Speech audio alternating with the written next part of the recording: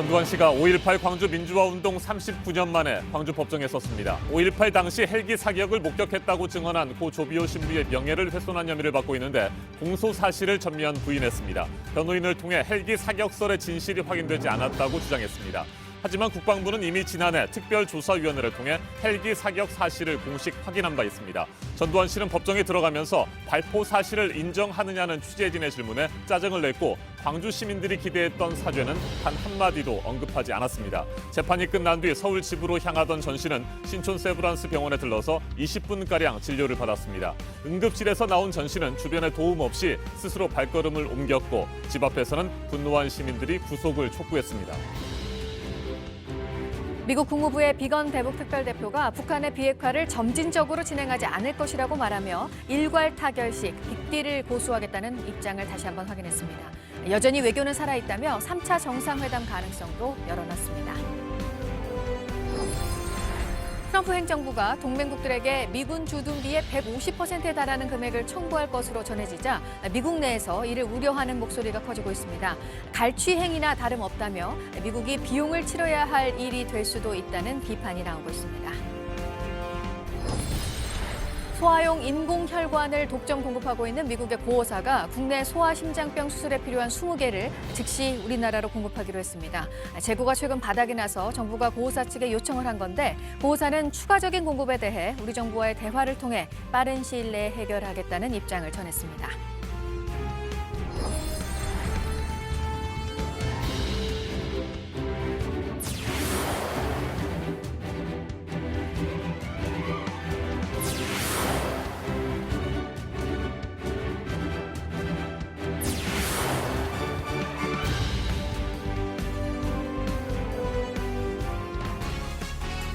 (1980년) 5.18 광주 민주화운동 39년 만에 전두환 씨가 어제 피고인 신분으로 광주 법정에 섰습니다. 광주 시민들은 진심 어린 사죄를 기대했지만 단 한마디 사죄의 말도 하지 않았고 오히려 짜증을 냈습니다. 5.18 당시 헬기 사격을 목격했다고 증언한 고 조비오 신부를 파렴치한 거짓말쟁이라고 비난해 명예를 훼손한 혐의에 대해서는 변호인을 통해 전면 부인했습니다. 네, 이 광주 땅을 밟은 전두환 씨에 대해서 감정적으로 대응하지 않고 차분하게 지켜보려고 했던 시민들은 이 같은 전 씨의 태도 그리고 법정에서 혐의를 부인하는 모습에 또 한 번 분노할 수밖에 없었습니다. 다음 재판은 다음 달 8일로 정해졌습니다. 전 씨 측은 법원을 옮겨달라는 주장도 계속하고 있습니다. 먼저 정진명 기자입니다. 전두환 씨의 혐의는 자신의 회고록 등에서 고 조비오 신부의 명예를 훼손한 겁니다. 5.18 민주화운동 당시 헬기 사격을 목격했다고 증언한 조 신부를 파렴치한 거짓말쟁이라고 비난한 겁니다. 전 씨가 선택할 수 있는 길은 두 가지로 예상됐습니다. 헬기 사격 자체를 아예 부인하거나 헬기 사격은 인정하되 자신은 몰랐다고 주장하는 겁니다. 이미 국방부 특별조사위원회는 여러 증언과 자료를 종합해 군의 헬기 사격이 있었다고 결론 내린 상태입니다. 여기에 검찰은 관련 수사와 공판 기록, 참고인 진술 등을 통해 증거를 더 보강했습니다. 하지만 전 씨는 사실 자체를 부인하는 쪽을 택했습니다. 헬기 사격은 살상력이 엄청난데 당시 사상자 중 그런 흔적이 없었다는 걸 근거로 들었습니다. 헬기 사격이 있었다면 모두 이를 알았을 텐데 당시엔 그런 증언이 없었다고도 했습니다. 그러면서 5.18 헬기 사격을 사실이 아닌 쟁점 사안으로 몰고 갔습니다. 전 씨 측은 또 지난해 9월에 이어 법원을 옮겨달라는 주장을 폈습니다. 하지만 재판장은 관할 위반 여부는 재판을 진행하면서 결정하겠다고 밝혔습니다. 재판부는 다음 재판을 오는 4월 8일 오후 2시로 정하고 1시간 15분 만에 재판을 끝냈습니다. JTBC 정진명입니다. 전두환 씨는 재판에 출석한 뒤 법원을 빠져나가는 과정에서 성난 광주 시민들에게 둘러싸였습니다. 어렵사리 승용차에 오른 뒤에도 한동안 움직일 수 없었습니다. 백민경 기자가 보도합니다. 전두환 씨 측이 재판에서 혐의를 전면 부인했다는 소식이 전해지자 법정 바깥이 술렁이기 시작합니다. 재판이 끝나고도 한동안 전 씨 모습이 보이지 않자 시민들의 목소리가 커집니다. 전 씨 일행이 모습을 드러내자 순식간에 아수라장이 됩니다.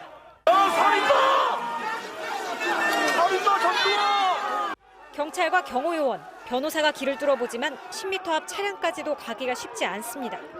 하지만 차에 도착해서는 움직임이 빨라집니다. 고령의 알츠하이머를 앓고 있다는 말이 무색하게 인파를 뚫고 직접 승용차에 올라탑니다. 경찰과 시민들이 뒤섞이면서 차는 속도를 내지 못합니다. 그나마도 정문 앞에서 다시 멈춰섰습니다. 사죄를 요구하는 5월 단체와 광주 시민들이 막아선 겁니다. 전두환은 참여하고 역사의 시선을 걷어라! 우산과 물병을 던지기도 합니다. 재판은 오후 3시 45분쯤 끝났지만 신랑의 끝에 전 씨의 차는 오후 4시 30분이 돼서야 법원 정문을 빠져나갈 수 있었습니다. JTBC 백민경입니다. 전두환 씨는 광주지방법원에서 재판을 받은 뒤 서울 집으로 돌아오던 도중 갑자기 신촌 세브란스 병원에 들렀습니다. 응급실에서 20분가량 머문 뒤 다시 연희동 집으로 향했는데 집 앞에서 성난 시민들을 만났습니다. 조익신 기자입니다. 어제 오후 4시 15분쯤 광주지법을 빠져나온 전두환 씨. 저녁 8시를 조금 넘겨 서울 연희동 자택에 도착할 것으로 예상됐습니다. 그런데 8시 20분쯤 집 근처에서 갑자기 행선지를 바꿨습니다. 전 씨의 차량은 신촌 세브란스 병원으로 향했습니다. 응급실에 들른 전 씨는 20분가량 병원에 머물며 간단한 진료를 받았습니다. 일부에서는 서울과 광주를 왕복 8시간 오가며 건강에 무리가 가는 게 아니냐는 관측이 나왔습니다. 하지만 응급실에서 나온 전 씨는 주변의 도움 없이 스스로 발걸음을 옮겼습니다. 전 씨의 자택 앞에는 시민들이 기다리고 있었습니다. 전두환! 내놨습니다! 전두환! 전두환! 전두환을 구속하라! 전 씨가 귀가하기 1시간 전쯤엔 오토바이를 탄 시민 2명이 전 씨의 집 대문에 날계란을 던지기도 했습니다. 12시간 동안 이뤄진 전 씨의 화려한 휴가는 이거 왜 이래라는 한마디만 남긴 채 마무리됐습니다. JTBC 조익신입니다. 우리는 비핵화를 점진적으로 하지 않을 것이다. 북미 협상의 미국 측 실무 책임자죠. 스티븐 비건 국무부 대북정책특별대표가 하노이 회담 이후 처음으로 나선 공개석상에서 이같이 말했습니다. 북한 비핵화와 관련해 포괄적 빅딜을 고수하겠다는 방침을 분명히 밝힌 것으로 해석됩니다. 워싱턴에서 김영기 특파원입니다. 하노이 회담 전 스탠퍼드대 강연에서 비건 대표는 동시적 병행적 비핵화를 언급했습니다. We are prepared to pursue simultaneously and in parallel all of the commitments our two leaders made in their joint statement at Singapore last summer. 하지만 11일 카네기 국제평화재단에서의 강연에선 입장이 확 달라졌습니다. We are not going to do denuclearization incrementally. The president has been clear on that, and that is a position around which the U.S. government has complete unity. 핵과 미사일뿐 아니라 생화학 무기 등 대량 살상 무기의 완전 폐기도 협상의 전제 조건으로 제시했습니다. The president on down have said that the lifting of sanctions will come with attaining that goal. 3차 정상회담 가능성을 열어두면서도 회담의 전제 조건을 올려잡은 겁니다. 한편 미 재무부는 지난 8일 올해 첫 대북 금융거래주의보를 발령하고 북한과의 거래가 금지되고 있음을 상기시켰습니다. 이날 비건 대표가 밝힌 향후 대북 정책 방향은 지난 일주일 존 볼턴 백악관 국가안보보좌관의 발언과 정확히 일치합니다. 엄격한 원칙을 내세운 미국과 북한 사이에 협상의 기운이 싹틀 수 있을지 주목됩니다. 워싱턴에서 JTBC 김현기입니다. 미군 주둔비의 150%를 동맹국들에게 청구하겠다는 트럼프 행정부의 방침이 전해지면서 분담금을 또 얼마나 더 부담해야 할지 우리로서도 우려할 수밖에 없는 그런 상황인데요. 미국의 퇴역 장성들이 이런 트럼프 대통령의 방침에 비판의 목소리를 높이고 있습니다. 상황을 잘 이해하지 못하고 하는 말이라며 갈취 행위나 다름없다는 겁니다. 박현주 기자가 보도합니다. 동맹국의 극단적인 신뢰다. 염치 없는 비외교적 협상이다. 트럼프 행정부가 동맹국에게 미군 주둔 비용을 150% 수준까지 늘리라고 요구하는 데 따른 미국 내 반응입니다. 트럼프 행정부는 최근 주둔 비용 플러스 50 공식을 동맹국에 제안하고 있는 것으로 전해졌습니다. 현재 내고 있는 주둔 비용을 모두 물리는 것은 물론이고 50% 추가 비용을 내라는 겁니다. 미 군사 전문 매체인 디펜스원은 현지 시간 8일 이 같은 방안이 중대한 실책이라는 비판을 받고 있다고 보도했습니다. 또 트럼프 행정부가 동맹국과의 관계를 시험대에 올리고 있다고 지적했습니다. 매체에 따르면 예비역 장성 벤 호지스는 깊이 우려스럽다며 미군이 주둔하는 데 따른 해당 지역 접근권을 전혀 이해하지 못한 것이라고 비판했습니다. 또 다른 예비역 장성인 마크 허틀링도 순전하게 백지 같은 짓이라고 말하기도 했습니다. 댄 샤피로 전 이스라엘 주재 미국 대사는 트럼프 대통령의 터무니없는 요구는 조폭의 갈취행위와 같다고 말했습니다. JTBC 박현주입니다. 소아 심장 수술에 쓰이는 인공혈관 재고가 바닥이 나서 아이들이 수술을 받지 못하고 있다는 소식 전해드렸었습니다.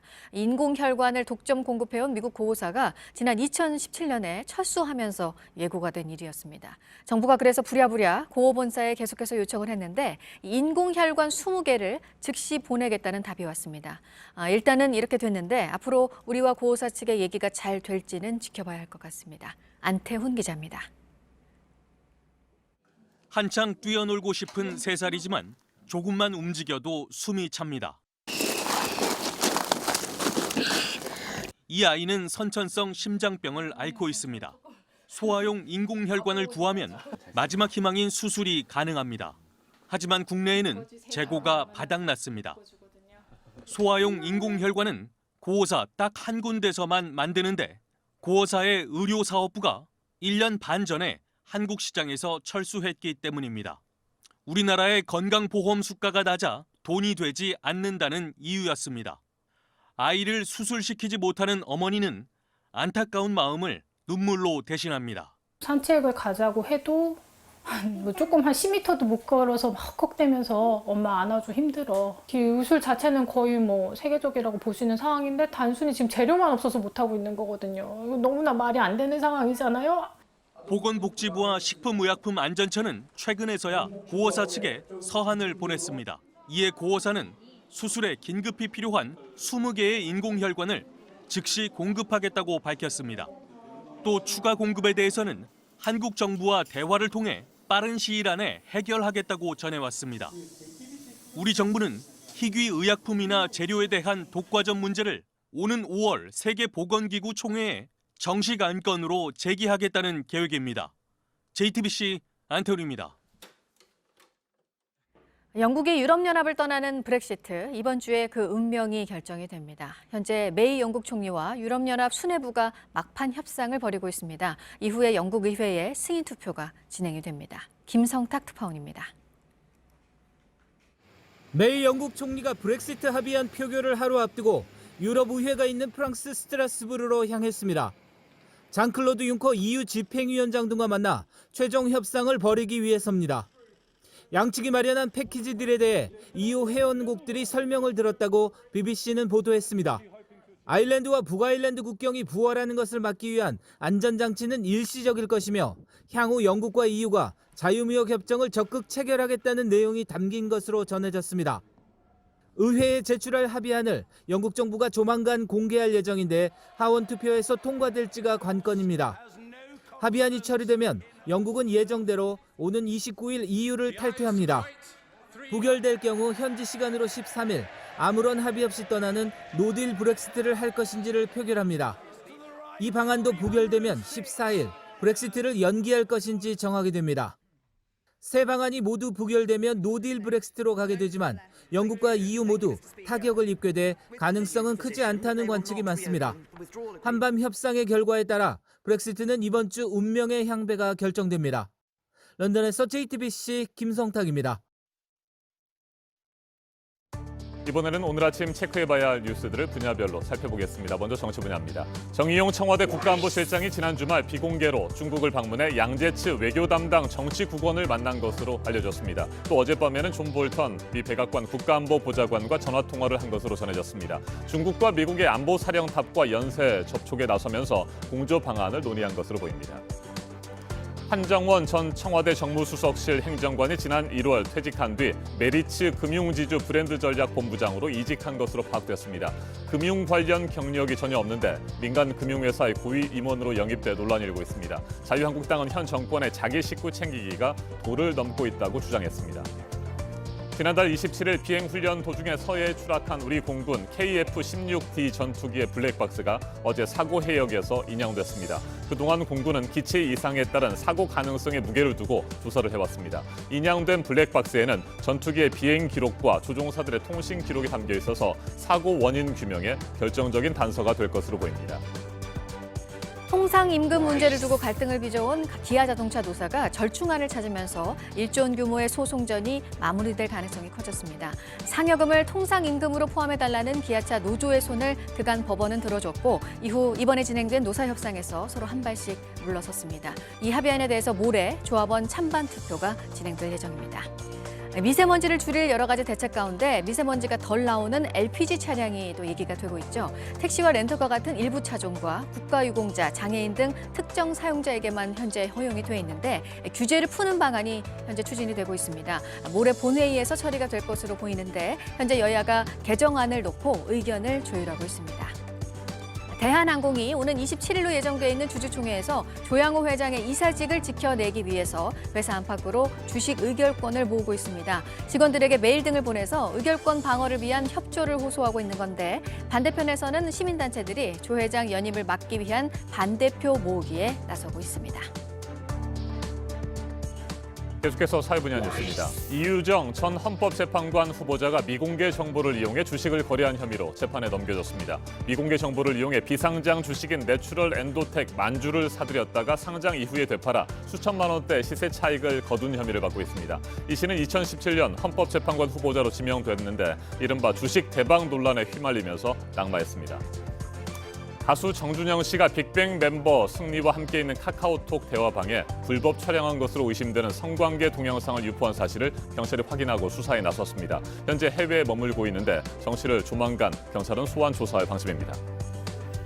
어제 저녁 6시 반쯤 경전철 우이 신설선 열차가 또다시 고장이 나서 퇴근길 승객들이 불편을 겪었습니다. 종점인 북한산 우이역을 출발한 열차가 고장으로 멈춰섰고 해당 열차를 기지로 이동시키고 후속 열차가 투입되는데 10분가량이 걸렸습니다.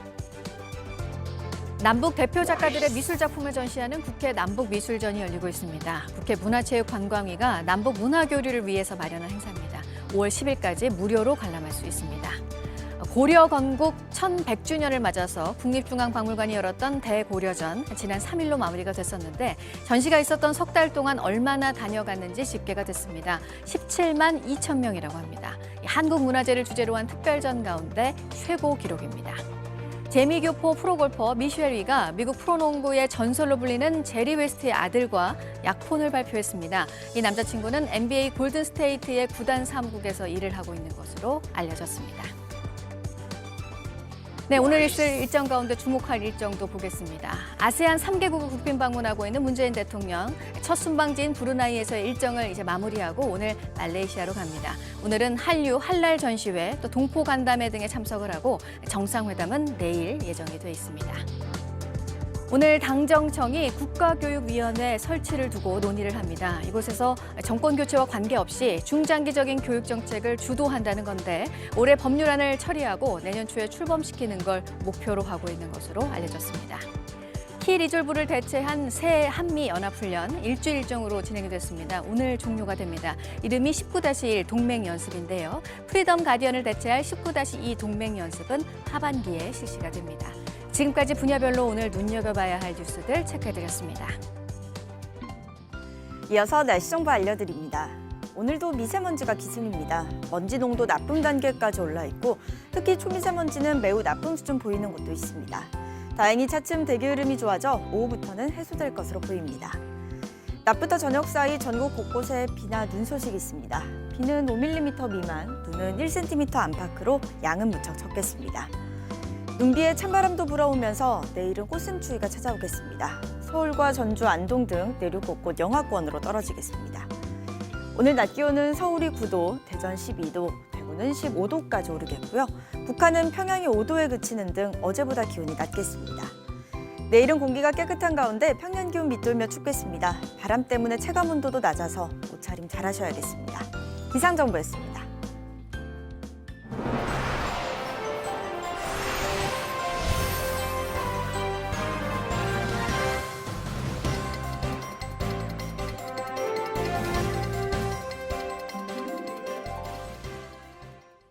어젯밤 서울 동작구 흑석동 여의도 방향 올림픽대로에서 4중 추돌 사고가 나 3명이 다쳤습니다. 인천에서는 다세대 주택에서 불이 났습니다. 밤사이 사건 사고 조민준 기자입니다. 도로 곳곳에 차량 파편이 흩어져 있습니다. 차 안에선 에어백이 터졌습니다. 어젯밤 10시쯤 서울 동작구 흑석동 여의도 방향 올림픽대로에서 4중 추돌 사고가 났습니다. 이 사고로 승용차 운전자 36살 배모 씨 등 3명이 다쳐 병원에서 치료를 받고 있습니다. 사고는 4차로를 달리던 트럭이 3차로의 승용차를 들이받으면서 일어났습니다. 트럭에 밀린 승용차는 옆 차로의 차량과 부딪혔고 이 차량은 다시 1차로의 지프 승용차를 들이받았습니다. 경찰은 트럭 운전사가 차로 변경을 하면서 옆에서 달리던 승용차를 보지 못한 것으로 파악하고 있습니다. 빨간 지붕이 불에 탔습니다. 어제 저녁 7시 30분 인천광역시 동구 화수동 한 다세대 주택 지붕에서 불이 났습니다. 이 사고로 다친 사람은 없지만 지붕 일부가 불에 탔습니다. 소방당국은 옥상 베란다에서 난 불이 지붕으로 옮겨 붙은 것으로 보고 정확한 화재 원인을 조사 중입니다. JTBC 조민주입니다. 경찰이 성매매 알선 혐의를 받는 가수 승리를 출국 금지했습니다. 또 승리의 문자 대화방에 참여한 다른 연예인들도 관련 혐의가 있는지 들여다보고 있습니다. 승리는 연예계를 은퇴하겠다고 했습니다. 이수진 기자입니다. 경찰이 가수 승리의 출국을 금지했습니다. 피의자 신분으로 전환에 입건하면서 추가 조치에 나선 겁니다. 승리는 2015년 유리홀딩스 유무 대표, 버닝썬 직원 김모 씨와 함께 해외 투자자에게 성접대를 알선한 혐의를 받고 있습니다. 경찰은 관련 내용이 담긴 문자 대화를 확보하고 조사하고 있습니다. 승리의 대화방에는 다른 연예인도 여러 명 있었다고 합니다. 여기선 불법으로 찍은 성관계 동영상과 사진 등도 공유됐습니다. 경찰은 이 연예인들 중 일부도 참고인으로 불러 조사했습니다. 대화방에서 어떤 말이 오갔는지를 주로 물은 것으로 알려졌습니다. 승리는 자신을 둘러싼 의혹이 계속되자 소셜미디어에 연예계 은퇴 입장을 밝혔습니다. 사회적 물의를 일으켜 연예계 은퇴를 결심했다는 겁니다. 그러면서 자신이 살자고 주변 모두에게 피해주는 일은 도저히 스스로 용납이 안 된다고 했습니다. 경찰은 육군 현역 입대를 앞둔 승리가 군대에 가도 국방부와 협의해 수사를 계속하겠다고 말했습니다. JTBC 이수진입니다. 지난주 경남 김해에서 초등학생 주머니에 있던 아이폰이 갑자기 폭발한 사고를 보도해드렸습니다. 이번엔 경기도 광주의 주택에서 식탁 위에 놓아둔 아이폰이 터졌습니다. 문상혁 기자의 보도입니다. 식탁 위에 있는 아이폰에서 흰색 연기가 올라옵니다. 왜 불이 났어? 연기가 심해지더니 플라스틱 타는 소리와 함께 액정이 노랗게 변합니다. 지난 3일 원룸에 놓아둔 한창환 씨의 아이폰에서 생긴 일입니다. 2016년 출시된 아이폰 SE 기종입니다. 한 씨가 연기가 나는 아이폰을 집게로 잡아 베란다로 꺼내놓으면서 불이 꺼졌습니다. 전기 합선 소리가 나면서 지지직 소리가 나면서 그 다음에 불이 올라왔고 불이 올라온 다음에 연기가 좀 많이 났습니다. 사고 직후 한 씨는 애플코리아 측에 피해 사실을 알렸습니다. 애플 측은 폭발 동영상을 보내달라고만 하고 해당 아이폰은 가져가지 않았습니다. 애플코리아 측은 취재진에게 언제까지 걸릴지는 확답이 어렵지만 화재 보상 지침을 확인 중이라고 전해왔습니다. JTBC 문상혁입니다. 전두환 씨를 5.18 광주 민주화운동 39년 만에 어제 광주 법정에 세운 도화선은 헬기 사격입니다. 지난해 국방부 특별조사위원회는 국과수 현장 조사 등을 토대로 헬기 사격이 있었다고 결론을 내린 바 있습니다. 이를 뒷받침하는 증거와 증인들이 차고 넘친다는 게 5.18 관련 단체와 유족들의 설명인데 전 씨 측은 전면 부인하고 있습니다. 이 같은 상황에서 JTBC가 또다시 나온 헬기 사격 목격담을 취재했습니다. 1980년 당시 광주에서 평화봉사단으로 활동했던 데이비드 돌린저 씨의 증언입니다. 정재윤 기자입니다. 데이비드 돌린저는 1980년 5월 광주의 모습을 생생하게 기억했습니다. Yes, I did. Personally saw that. And actually what was funny is I met a friend who was leaving, who was walking back to Najib. So she actually turned around and walked in with me. And all of a sudden I hear a helicopter coming over. And she grabs me and pulls me into a kage, into a store. 헬기 사격이 벌어진 당시 상황도 설명했습니다. Watching this helicopter, and you start to hear the gunfire.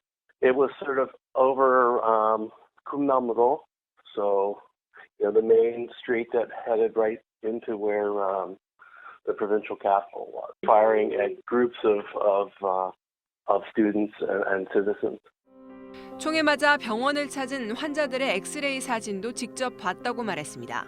The next day, I was at the Christian hospital and actually saw patients that had been shot from helicopters. There were X-rays to show how the bullets had entered in their shoulders. 군인들만 쓰는 특정 총알이었다고도 강조했습니다. They weren't using standard military ammunition. They were using what we always called tumbler bullets, and then they sort of, in essence, bounce around on the inside of the body, causing a lot of damage. JTBC 정재윤입니다. 이번에는 헬기 사격에 대한 증거입니다. 헬기 사격의 가장 명확한 증거는 광주 전일빌딩 10층에서 발견된 150여 개 탄은이죠. 국과수는 바닥에 내리꽂힌 형태의 탄 자국은 공중에서 쏘지 않고서는 생길 수 없다고 밝혔습니다. 유선희 기자가 보도합니다. 1980년 5월 헬기에서 금남로 주변을 내려다본 모습입니다. 오른쪽에 옛 전남도청 자리가 보이고 그 옆엔 전일빌딩이 서 있습니다. 당시 전일방송이 있던 10층으로 들어가 보겠습니다. 여기서 150개가 넘는 탄은이 발견됐습니다. 벽과 기둥은 물론 바닥에서도 여러 개의 탄은이 나왔습니다. 국과수는 바닥 탄은들이 42에서 50도 각도의 하향 사격으로 만들어졌다고 밝혔습니다. 10층보다 높은 곳에서 총탄이 날아와 박혔다는 겁니다. 5.18 특조위는 이 바닥 탄은을 분석해 총탄이 발사된 곳을 확인했습니다. 전일빌딩 10층의 바닥보다 약 28m 높고 50m가량 떨어진 곳에서 사격이 있었다는 결론이 나왔습니다. 같은 각도로 더 멀리, 더 높은 곳에서 쐈을 수도 있습니다. 확실한 건 1980년 5월 당시 전일빌딩 주변 100m 안에 전일빌딩 10층보다 높은 곳은 없었다는 겁니다. 헬기 사격이 아니면 생길 수 없는 그 흔적들은 지금도 남아 있습니다. 전일빌딩을 중심으로 헬기 사격 목격자들의 위치를 보겠습니다. 1980년 5월 21일 조비오 신부가 홍남동 성당에서 헬기 사격을 목격한 그날 또 다른 7명이 헬기 사격을 봤다고 말했습니다. 전남도청 강제 진압이 진행된 5월 27일 새벽에도 6명이 헬기 사격을 봤다고 증언했습니다. 그 사이 작성된 군 기록도 있습니다.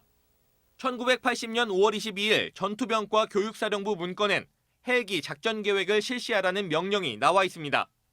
구체적으로는 무장 폭도들에 대해 핵심점을 사격, 소탕하라고 적혀 있습니다.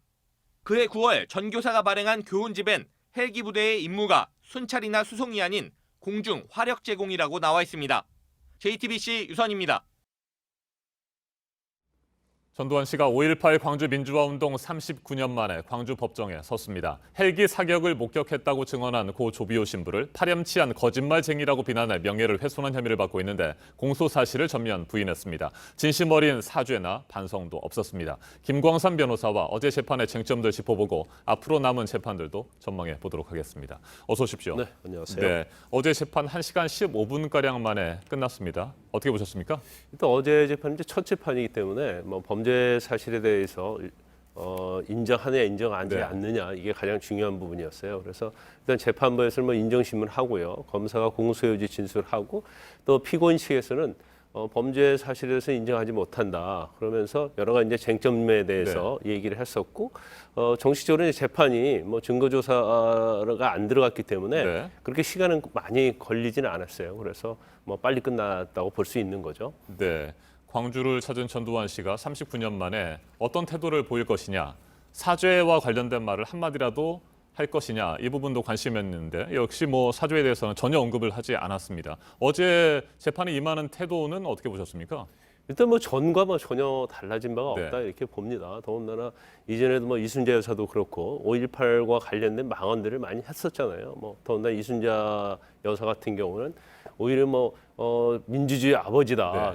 뭐 직접 대통령 직접 선거를 갖다 실시하고 그렇기 때문에 그런 정도의 얘기를 했었어요. 그래서 이건 어느 정도 뭐 예측이 됐다 이렇게 볼 수가 있는데 어쨌든 간에 본인이 인정하든 인정하지 않든 5.18은 어떤 역사적으로 사실 있었던 거고 또 사법적 판단 다 있었던 거 아닙니까? 그래서 그 부분에 대해서 사실 광주 시민 입장에서는 전두환 전 대통령이 지금 88세단 말이에요. 그러면 다시는 광주로 올 기회가 없어요. 그래서 일가닥의 희망이라도 좀 걸고 좀 아마 사죄 정도 좀 그런 얘기는 하지 않을까 했는데 뭐 아주 그와 이제 정반대적인 그런 법정에서 태도 그리고 취재진에 대한 태도, 또 범행 자체를 완전히 부인했기 때문에 광주 시민의 입장에서 보면 굉장히 분노할 수밖에 없지 않았나 싶습니다. 네, 이순자 씨는 남편 전두환 씨가 알츠하이머병을 앓고 있다 이렇게 주장을 하지 않았습니까? 네. 그래서 어제 건강 상태도 확인할 수 있을 것이다 이런 예상들이 나왔었는데 어제 뭐 다른 사람의 부축 없이도 잘 걸어가는 모습도 볼 수 있었고요. 건강 상태는 어떻게 보셨어요? 일단 88세면 사실 적은 나이는 아니에요. 그리고 일반적으로 제 주위에도 그 정도 나이 드신 어르신들이 계시는데 사실 거동을 좀 잘 못합니다. 그래서 지팡이를 짚는다랄지 아니면 그 어르신들 그 보조 네. 걸을 때 보조기를 이용해서 걷는데 전두환 씨는 오히려 누구의 부축도 받지 않았고 허리도 꼿꼿했고요. 그렇죠. 네. 그리고 그 사실 그 법정에서 어떤 태도 이런 걸 보면 약간 청각에는 좀 문제가 있는 것 같습니다. 그렇지만 그 이외에는 오히려 같은 또래의 어르신들보다는 훨씬 더 건강한 모습을 보였어요. 그러면 이제까지 알츠하이머에 네. 걸렸다는 것 자체가 이건 과연 신뢰할 수 있느냐 이제 그런 의문이 좀 제기되는 거고 어제의 모습을 보면 향후에 있어서 어떤 재판을 하는데 알츠하이머랄지 병을 이유로 출석을 거부할 수 있는 그런 상황은 아닌 걸로 보입니다. 네, 자 어제 재판의 핵심은 고 조비오 신부의 명예를 훼손했는지 여부였습니다. 네, 조비오 신부를 파렴치한 거짓말쟁이로 몰아붙였었는데 이 부분에 대해서 쟁점들을 좀 한번 살펴보죠. 일단 전두환 씨 측에서는 공소 사실을 전면 부인하지 않았습니까? 그렇죠. 일단 사자 명예훼손죄의 어떤 구성 요건이 일반적 명예훼손에 비해서는 좀 구성 요건이 까다로워요. 가장 까다로운 부분이 허위 사실로 인해서 명예훼손을 해야 하는데 네. 이제 전제된 사실이 허위 사실이기 때문에 그러면 헬기 기총 사격 자체가 허위 사실이냐 아니냐 이제 그 부분이 사실은 실체 진실이 확정이 돼야 한단 말이에요. 그런데 이전에 어떤 국가수의 아까 그 리포터에서 네. 나왔습니다만 국가수의 어떤 기총 사격의 어떤 발사각이랄지 이런 거 전체적으로 보면 헬기 사격이 있었다는 결론이 나왔고 또 국방부의 5.18 특별조사위원회에서도 여러 가지 문건이랄지 목격자들의 어떤 상대로 한 조사에서도 헬기 사격이 있었다는 게 거의 명백해졌거든요. 이제 그럼에도 불구하고 헬기 사격에 대해서는 이게 허위 사실이냐 실체 네. 진실이냐 이게 먼저 전제가 돼야 한다는 얘기를 했어요. 그 이유는 뭐냐면 아까 말씀드린 것처럼 허위 사실이라면 죄가 안 된다는 거죠. 네. 그럼 재판부에서 그것부터 확증을 해라. 그리고 만약에 허위 사실이 아니고 실체의 진실이라 하더라도 전두환 전 대통령은 그걸 일부러 그런 게 아니고 네. 오히려 그 전에 95년도 서울지방검찰청의 수사 결과 같은 걸 보면 헬기 사기가 없었다고 나왔기 때문에 그런 걸 믿고 이러한 회고를 썼기 때문에 오히려 명예훼손에 대한 고의가 없기 때문에 죄가 되지 않는다. 이제 그런 취지의 주장을 했고 또 마지막으로는 네. 이걸 논쟁적 사안이라고 아예 네. 못을 박았어요. 네. 그 근거가 뭐냐면 이 정권이 바뀔 때마다 헬기 사격이 있었다 없었다 바뀌기 때문에 이거 자체는 논쟁적 사안이고 그리고 개인적 의사 표현의 자유다. 그래서 계속해서 바뀌는데 나는 헬기 사격이 없었다는 그런 거에 확신이 있기 때문에 내 개인 의사를 표현한 것이다. 결과적으로 이제 고의성이 없기 때문에 이제 무죄가 선고돼야 한다는 취지로 이 얘기를 한 것으로 보입니다. 네, 그렇게 많은 증거와 증언들이 있음에도 불구하고 헬기 사격과 관련해서 아마 광주 시민들이 헬리콥터의 프로펠러 돌아가는 소리를 오인했을 것이다. 뭐 이런 식으로 또 주장을 하기도 했었습니다. 자, 관할 법원을 다시 서울로 옮겨야 된다는 또 주장을 펴지 않았습니까? 아마 처음에 그 수사하고 또 기소할 때부터 계속적으로 주장을 해왔어요. 네. 아마 그 이유는 이제 5.18의 중심지가 광주잖아요. 그래서 광주에서 재판을 받는 것이 굉장히 불리하다고 생각한 것으로 보입니다. 그래서 현재 이제 형사소송법에 보면 이제 재판의 관할에 관해서는 피고인의 주소, 거소, 현재지 관할 또는 이제 범죄지 관할로 되어 있거든요.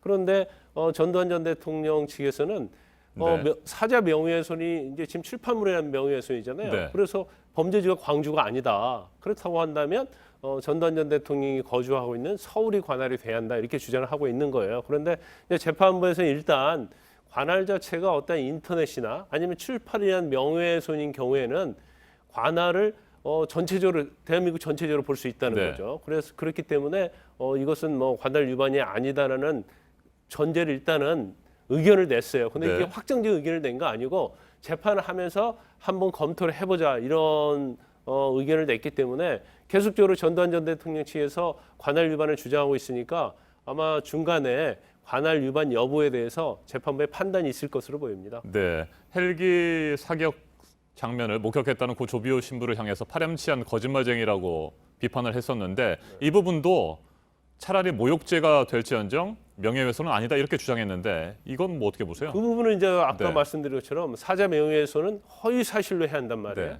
근데 허위 사실이 아니면 단지 뭐 파렴치한 거짓말쟁이 이것은 모욕죄가 될 수가 있어요. 네. 그런데 사망하신 분에 대한 모욕죄는 처벌 기준이 없습니다. 네. 근데 그렇기 아하. 때문에 무죄를 다투기 위해서 이게 이렇게 주장한 것 자체가 허위냐 아니냐를 떠나서 거짓말쟁이라는 것은 모욕이 될 수 있을지언정 어떤 구체적 사실 또 이건 허위 사실이 아니냐에 대해서는 논란이 있기 때문에 죄가 되지 않는다. 이제 그런 취지로 주장을 한 거죠. 그러니까 헬기 사격이 있었다라고 하는 역사적인 진실을 피해갈 수가 없을지도 모르니까 그렇죠. 처벌을 받지 않는 모욕죄 정도의 그렇죠. 모욕죄가 아닌 네. 거죠. 모욕. 모욕과 죄는 이제 관련된 죄가 성립이 전략을 되니까. 펴겠다 뭐 이런 그래서 이제 것 그런 같습니다. 전략적인 네. 의도로 아마 변호인이 주장한 것으로 보입니다. 알겠습니다. 자, 다음 재판 4월 8일로 일단 지정이 되지 않았습니까? 네. 앞으로 어떻게 진행이 되는 겁니까? 일단 4월 8일을 이제 공판 준비기일로 네. 지정을 했어요. 그래서 일단 헬기 사격과 관련돼서는 굉장히 많은 자료가 있잖아요. 또 거기에 대한 목격자도 굉장히 많아요. 그렇기 때문에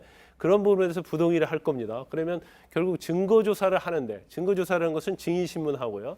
또는 문서에 대한 이제 검증, 뭐 동의 부동의 따지면서 진실 여부를 확인하는 과정이거든요. 네. 그렇기 때문에 아마 증거 조사 과정이 굉장히 길어질 가능성이 크다. 이렇게 보고 재판이 뭐 재판의 일정을 얼마나 신속히 할지는 모르겠지만 뭐 경우에 따라서는 5.18 그 시점에 있어서 선고가 나올 가능성도 배제할 수는 없을 것 같습니다. 알겠습니다. 여기까지 듣겠습니다. 김광선 변호사님 말씀 잘 들었습니다.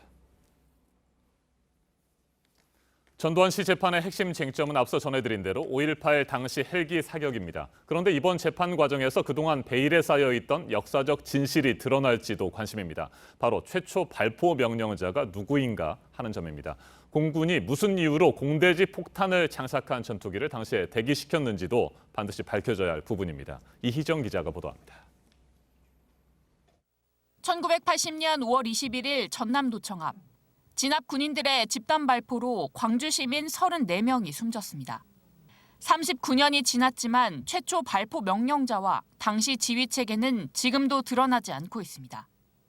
다만 1995년 검찰 조사 기록엔 당시 국방장관인 주영복 씨가 나와 국무총리, 계엄사령관 모두 당시 부하였던 전두환 씨의 꼭두각 씨였다고 진술한 걸로 돼 있습니다. 전 씨가 사실상 군을 장악하고 있었다는 걸 국방장관이 인정한 겁니다.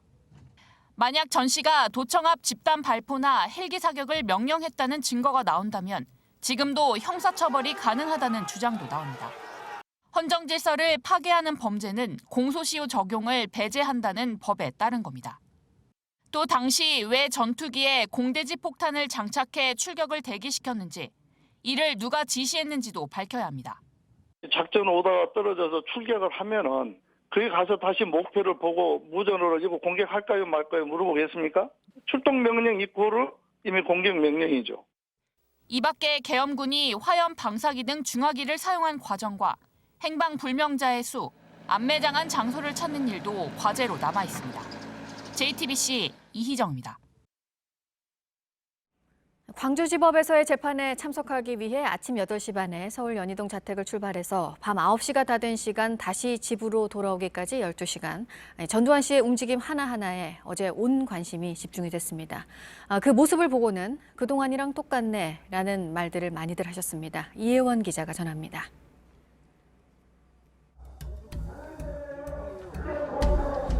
광주 재판 임민재라고 가가지고 강력하라.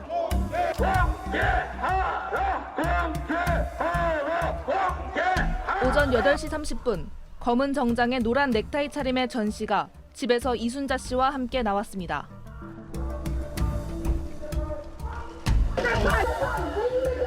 전 씨는 별다른 발언 없이 곧바로 차에 탔고 거동에도 이상이 없어 보였습니다. 지지자 한 명이 출석하지 말라며 차 앞으로 뛰어들기도 합니다.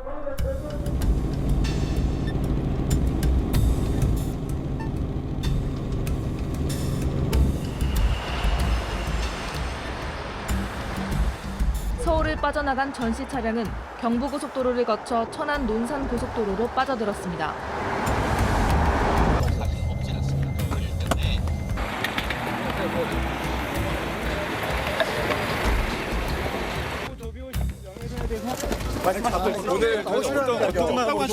국민들에게 하실 말씀 없으세요? 오늘 어떤 마음으로 오셨어요? 5.18 유족에게 사과하실 말씀 오늘 어떤 마음으로 오셨어요? 차는 다시 급하게 떠났고 낮 12시 34분 광주지방법원에 도착했습니다.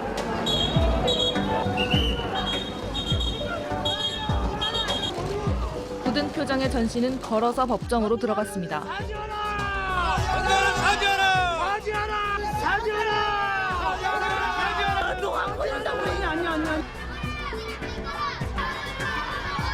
발포 명령 부인합니까? 예. 광주시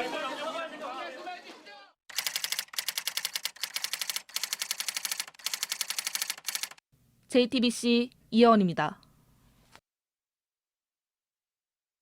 네, 재판정으로 들어가면서는 왜 이래라고 한 말 또 많이 얘기가 지금 되고 있죠. 1시간 20분가량 재판이 진행되는 동안에는 헬기 사격의 진실은 아직 모른다며 혐의를 전면 부인했습니다. 졸기도 했습니다. 김백기 기자입니다. 오후 2시 30분 전두환 씨와 이순자 씨는 입을 다문 채 굳은 표정으로 법정에 들어섰습니다. 전 씨는 이순자 씨 변호인과 함께 검사석 맞은편에 자리를 잡았습니다. 재판장인 장동혁 부장판사가 전 씨에게 생년월일과 주소를 확인하자 잘 들리지 않는다고 답했습니다. 준비된 헤드셋을 쓴 뒤에야 맞다고 답했습니다. 이어 검찰이 준비한 화면 자료를 이용해 전 씨의 공소 사실을 낭독하는 사이 전 씨는 부인 이순자 씨와 자리를 바꿔 앉았습니다. 변호를 맡은 정주규 변호사가 혐의를 전면 부인하자 방청석에선 거짓말이라는 고성이 터져 나왔습니다. 하지만 전 씨는 눈을 감은 채 한마디도 하지 않았습니다. 종종 고개를 떨구는 모습도 보였습니다. 전 씨 옆에서 내내 말없이 앉아있던 이순자 씨는 재판 말미에 나섰습니다. 검사와 잠깐 대화를 나누다 두툼한 편지 봉투 하나를 재판장에게 전달했습니다. 장 부장판사는 재판에 임하는 느낌 등을 적은 글로 이해하겠다며 오후 3시 45분쯤 재판을 끝냈습니다. 전두환 씨가 법정을 나서자 일부 방청객들은 전두환 살인마라고 외치기도 했습니다. 전 씨 차량도 성난 시민들에게 둘러싸였습니다. 이 때문에 전 씨 일행은 재판이 끝난 뒤 30분 가까이 법정동 밖으로 나오지 못했습니다. JTBC 김백기입니다. 네, 지금 보셨지만 차를 둘러싼 성난 시민들. 전 씨는 그간 몸을 움직일 수 없어서 광주 법정에 갈 수 없다고 하더니 상당히 재빠르게 군중을 피해서 차에 탔습니다. 이후 병원에 잠시 들렀다가 집으로 들어갔습니다. 전 씨 재산을 추징하기 위해 5번째 공매가 진행되고 있는 집입니다. 강버들 기자입니다. 전두환 씨는 1997년 군사반란과 뇌물죄 등으로 유죄를 선고받았습니다. 무기징역과 함께 추징금으로 2,205억 원을 내야 했습니다. 당시 검찰은 수사하면서 압류한 예금 등 312억 9천만 원을 먼저 걷어들였습니다. 이후 전 씨 측은 29만 원밖에 없다고 버텼고 추징은 좀처럼 속도를 내지 못했습니다. 결국 2013년 검찰이 특별환수팀을 만들었습니다. 그제서야 전 씨 일가는 추징금을 내겠다고 했습니다. 하지만 올해 3월 현재 환수한 돈은 전체 추징금의 절반 정도입니다. 아직 1,030억 원을 더 받아내야 합니다. 검찰은 지난해 12월 서울 연희동 집과 땅을 공매에 넘겼습니다. 이미 전 씨 측이 소유권 포기 의사를 밝힌 재산입니다. 부모님이 현재 살고 계신 연희동 자택도 환수에 응하도록 하겠습니다. 그러나 전 씨 측은 제3자인 이순자 씨 등의 재산을 집행하는 것은 위법하다고 반발했습니다. 지난달엔 공매를 취소해달라는 소송도 냈습니다. 그러는 사이 4차례 유찰되며 가격이 떨어졌습니다. 수요일까지 61억 4천만 원의 5번째 공매가 진행됩니다. 전 씨의 재산을 추징할 수 있는 시효는 2020년 10월까지로 이제 1년 6개월 정도만 남았습니다. JTBC 강버들입니다. 채용을 하면서 특정 업체 사람들을 대거 채용을 했다는 의혹이 나온 경기도 산하의 한 공공기관이 있습니다. 탈락을 한 지원자들은 자신들은 들러리였다고 말하고 있습니다. 김필준 기자입니다. 경기도에 천여 개 초중고에 급식 재료를 공급하는 곳이 있습니다. 경기도 농식품유통진흥원입니다. 여기서 최근 냈던 채용 공고입니다. 친환경 학교 급식을 담당하는 기간제 직원 77명을 뽑는다는 겁니다. 원래 이 사업은 S업체가 맡고 있었습니다. 그런데 진흥원에 뇌물을 건넨 혐의 등이 드러나 자격을 잃었습니다. 새로 직원을 뽑으면서 진흥원은 이른바 블라인드 전형을 내걸었습니다. 학력과 출신지, 나이 등을 따지지 않는다는 겁니다. 그런데 합격자 75명 중 67명이 S업체 직원인 것으로 드러났습니다. S업체 소속의 지원자 가운데 떨어진 사람은 1명뿐이었습니다. 채용 과정에서 어떤 일이 있었던 걸까? 탈락자들은 채용에서 배제돼야 할 S업체 지원자들이 오히려 특혜를 받았다고 주장하며 분통을 터뜨립니다. 진흥원이라는 공공기관에 취업을 하고자 좀 그런 애절한 마음으로 지원을 했는데 다른 분들은 좀 이렇게 들러리였던 것 같습니다. 진흥원이 S업체 소속 직원들에게 입사와 관련한 조언을 해줬다는 주장도 나왔습니다. 진흥원 인사 쪽에서 전화가 왔다고 하더라고요. 너는 대리였으니까 주임으로 낮춰서 지원을 해야 된다. 채용 특혜 의혹에 대해 진흥원은 질문이 와서 답변을 해준 것일 뿐 채용 비리는 전혀 없었다고 밝혔습니다. 이어 S업체 직원들이 현장 경험이 많아 좋은 점수를 받은 것 같다고 주장했습니다. 탐사플러스 김필주입니다. 네, 채용비리 의혹에 연루가 된 이 업체는 이 경기도 공공기관과의 유착 의혹도 받아왔습니다. 경찰 수사에서 뇌물을 건넨 사실도 포착이 된 바 있습니다. 이제 사건은 검찰로 넘어가 있습니다. 이어서 최수연 기자입니다. 경찰이 경기도 농식품유통진흥원과 S업체에 들이닥칩니다. 진흥원과 해당 업체의 유착 여부를 수사하기 위해서입니다. 경찰 수사 결과 이 업체는 2017년 진흥원으로부터 각 학교에 급식 재료를 배송해주는 46억 원 상당의 일감을 맡았습니다. 계약서 한 장 없이 수의로 따낸 겁니다. S업체 임원이 진흥원 담당자에게 수차례에 걸쳐 수십만 원 상당의 명절 선물을 보낸 혐의도 드러났습니다. 사건은 검찰로 넘어갔고 S업체는 이른바 부정당 업체로 지정됐습니다. 이 때문에 진흥원의 급식 관련 사업에서 제외됐습니다. 그런데 부정당 업체로 지정된 바로 다음 날 경기도청 직원이 S업체를 찾아갔다고 합니다. 고용 승계를 요구해야 한다. 그러면서 이제 지시사항이야 라고 되지 않도록 해라. 실제로 채용 공고 하루 전에 작성한 경기도청 내부 문건에도 고용 승계라는 표현이 등장합니다. 이에 대해 경기도는 윗선의 지시는 전혀 없었고 법적 테두리 안에서 공정하게 채용했다고 밝혔습니다. 고용 승계 의혹에 대해서는 경력직 위주로 뽑다 보니 S업체 직원들이 많이 뽑힌 것이라고 했습니다. 진행 중인 검찰 수사에서 이 같은 유착 의혹에 대한 의문이 풀릴지 주목됩니다. 탐사플러스 최수연입니다. 문재인 대통령이 어제 브루나이판 광안대교인 템브롱대교 건설 현장을 둘러봤습니다. 브루나이 국왕과의 정상회담에서는 올해 11월 직접 전용기를 몰고 와달라며 한국과 아세안 특별정상회의 개최에 대한 협조를 당부했습니다. 안익은 기자가 보도합니다. 브루나이의 템브롱대교 건설 현장 모습입니다. 문 대통령이 현장을 둘러보고 교량을 건설하고 있는 우리나라 직원들을 격려합니다. 우리 건설 기술이 세계 최고라는 것을 또 한 번 보게 되니 매우 자랑스럽습니다. 템브롱대교는 브루나이의 동서를 연결하는 교량인데 해상 구간 길이만 부산 광안대교의 2배 정도 됩니다. 2015년 대림산업이 수주해 올해 11월 완공할 예정입니다. 문 대통령은 앞서 하사날 볼키아 브루나이 국왕과 정상회담을 가졌습니다. 문 대통령은 올해 11월로 예정된 한 아세안 특별 정상회의 개최에 대한 협조를 당부했습니다. 브루나이는 지난해부터 한 아세안 대화조정국 역할을 맡고 있습니다. 국왕님께서 직접 전복 비행기를 조종하시면서 한국에 들어오시는 모습을 우리 한국 국민들이 보게 된다면 더더욱 기뻐할 것입니다. 볼키아 국왕은 조종사 면허를 갖고 있고 2014년에도 직접 전용기를 몰고 한국을 방문했습니다. 두 정상은 가스전 탐사부터 수송 판매 등 액화 천연가스 전 분야에 걸친 협력도 확대하기로 했습니다. 또 최근 하노이 정상회담 이후 한반도 정세를 논의했고 대화의 모멘텀을 유지하는 게 중요하다는 점에도 뜻을 같이 했습니다. 문 대통령은 오늘은 두 번째 순방국인 말레이시아로 이동합니다. 브루나이 반다르 스리브 가완에서 JTBC 안의근입니다. 이명박 정부가 밀어붙였던 해외 자원 개발의 후유증이 결국 눈앞에 드러나고 있습니다. 한국석유공사의 부채 비율이 무려 2,200%를 넘어섰습니다. 생존을 위해서는 얼마 안 되는 해외 알짜 자산까지 내다 팔아야 할 상황에 내몰렸습니다. 그러니까 해외 자원 개발에 나섰다가 오히려 해외 알짜 자산을 팔아먹게 생겼다는 겁니다. 성화선 기자가 보도합니다. MB 정부의 1호 자원 외교 사업이던 이라크 쿠르드 유전 사업. 한국석유공사는 현지의 사회 간접 자본을 건설해주고 광구 탐사권을 받았습니다.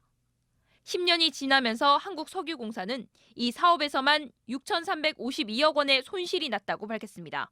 또 해외 자원을 사들이려 무리하게 돈을 빌리는 바람에 지난해 이자 비용만 4,200억 원을 써야 했습니다. 이러다 보니 단기 순손실이 1조 1,500억 원에 달했습니다. 결국 자본금까지 까먹으면서 부채 비율이 2,287%로 치솟았습니다. 자본금보다 빚이 22배 이상 많다는 의미입니다. 재무 상태가 이처럼 악화되자 한국석유공사는 비상 경영 계획을 내놨습니다. 그나마 수익이 나는 해외 자산 지분을 팔겠다는 겁니다. 미국 셰일가스 광고인 이글포드, 영국 다나 유전이 대상입니다. 인력도 줄입니다. 본사 3급 이상 간부의 10%, 해외 근로자 23%를 줄이고 명예퇴직을 유도할 방침입니다. 이렇게 해도 부채 비율은 1,200%로 줄어드는데 그칩니다. 무리한 자원 개발 후유증에 관련 공기업들의 구조조정은 당분간 계속될 전망입니다. JTBC 성화선입니다. 권성동 자유한국당 의원이 강원랜드에 채용 청탁을 한 혐의로 재판을 받고 있죠. 어제 재판에 증인으로 출석한 최흥집 전 강원랜드 사장은 지역 현안을 부탁하려고 청탁을 받아들였다, 이렇게 말했습니다. 사실상 채용 청탁이 있었다고 인정한 건데 권성동 의원 측은 최 전 사장이 강압 수사를 받아 거짓 진술을 했다고 주장했습니다. 최윤경 기자가 보도합니다. 강원랜드 채용 비리로 징역 3년형을 선고받아 복역 중인 최흥집 전 사장이 법정에 나왔습니다. 권성동 의원 재판에 증언을 하기 위해서입니다. 먼저 검사가 권 의원의 청탁 요구를 거절하지 못한 이유가 뭐냐고 물었습니다. 그러자 최 전 사장은 회사와 지역 현안이 있을 때 부탁해야 하기 때문이라며 사실상 청탁을 시인했습니다. 또 채용 비리가 있던 2012년부터 2013년까지 카지노 증설이나 워터파크 건설 같은 현안 처리를 부탁했다고도 했습니다. 나아가 지역구 의원 9명 중 권 의원의 영향력이 가장 세서 도움을 많이 받았다고도 했습니다. 하지만 권 의원 측은 청탁은 없었다고 주장했습니다. 권 의원 변호인은 최 전 사장의 집이 경매 중이고 귀 질환으로 고통을 받는 와중에 수시로 검찰에 불려왔다며 강압 수사 의혹을 제기했습니다. 다음 재판은 오는 18일에 계속됩니다. JTBC 최윤경입니다. 네, 어제 아침에 전해드린 대로 아프리카 에티오피아에서 이륙 직후에 추락한 여객기, 이 보행사의 4세대 기종이고 같은 기종에서의 비슷한 사고가 몇 달 전에도 있었어서 지금 두 사고의 연관성을 두고 조사가 이뤄지고 있습니다. 먼저 이지은 기자입니다. 비행기 잔해들이 흩어져 있습니다. 수색을 해도 신발 한 짝과 불에 탄 책들만 찾을 수 있습니다. 케냐로 향하던 사고 여객기는 현지 시간으로 10일 오전 8시 반쯤 수도의 볼레 국제공항을 이륙한 뒤 6분 만에 연락이 끊겼습니다. 30여 개 국적의 승객과 승무원 157명 전원이 숨졌습니다. UN 직원 19명도 포함됐습니다. 해당 여객기는 보잉 737 맥스 기종입니다. 불과 5달 전 인도네시아에서 탑승자 180여 명 모두 숨진 라이언에어 여객기와 같은 기종입니다. CNN은 사고 과정 등을 봤을 때 유사성이 있을 수 있다고 보도했습니다. 두 여객기 모두 이륙 10여 분 내외로 추락했다는 점을 근거로 들었습니다. 이륙 직후 정상 고도를 유지하기 어려웠고 조종사가 급히 착륙을 시도한 공통점이 있다고 했습니다. 다만 아직 조사 결과가 나오지 않았기 때문에 두 여객기 모두 같은 기체 결함으로 사고가 난 것으로 단정할 수는 없다고 덧붙였습니다. 사고 직후 중국은 60여 대의 해당 기종 운항을 잠정 중단하기로 했습니다. JTBC 이지은입니다. 우리나라도 이번 사고 조사 결과를 지켜보고 있습니다. 사고가 난 기종은 현재 국내에서도 2대가 운영이 되고 있고 앞으로 들어올 물량이 100여 대입니다. 정부는 긴급 점검에 나섰습니다. 박영우 기자입니다. 이스타항공이 운영 중인 보잉 737 맥스 항공기입니다. 이번에 사고가 난 에티오피아 항공사의 비행기와 같은 기종입니다. 이스타항공은 지난해 말부터 2대를 들여와 일본과 태국 노선에 투입했습니다. 국내 항공사들이 앞으로 들여올 물량은 100대가 넘습니다. 제주항공이 가장 많은 50대를 주문한 상태인데 2022년부터 도입됩니다. 대한항공과 티웨이 항공도 올해 안에 같은 기종 도입이 예정돼 있습니다. 이처럼 대량으로 들여오는 건 기존에 쓰던 보잉 737이 낡아 교체할 때가 됐기 때문입니다. 연료를 적게 쓰는 데다 더 많은 승객을 태울 수 있어 특히 저비용 항공사들이 선호합니다. 하지만 잇따라 추락사고가 나면서 항공업계도 잔뜩 긴장하고 있습니다. 국토교통부도 이스타항공에 감독관을 보내 긴급 안전점검을 벌였습니다. 지시장들에서 지시장을 제대로 이행하고 있는지, 훈련은 제대로 하고 있는지 이런 내용 파악하러 가신 거예요. 국토부는 정확한 사고 원인이 밝혀지면 이 기종을 국내에 들여오는 게 타당한지 따져보겠다고 밝혔습니다. JTBC 박영호입니다. 운전자의 조작 없이 움직이는 자율주행차. 어제 서울 한복판에서 5G 기술이 적용된 이 자율주행차가 다른 차들과 뒤섞여서 달렸습니다. 이세누리 기자가 그 모습 전합니다. 검은색 중형차가 올림픽대로에서 성수대교로 들어섭니다. 자연스럽게 차선을 바꾸더니 다시 쌩쌩 달립니다. 차들이 밀리자 빠르게 속도를 줄입니다. 그런데 이 차 운전자는 팔짱을 끼고 있습니다. 브레이크나 가속 페달도 밟지 않습니다. 5G 통신 기술을 이용한 자율주행차기 때문입니다. 빛과 전자기파가 반사되는 걸 이용해서 앞뒤에 있는 차와 360도 주변 환경을 살핍니다. 이 차는 강변북로와 영동대교를 지나 올림픽대로를 거쳐 서울숲까지 8km를 20여 분 동안 달렸습니다.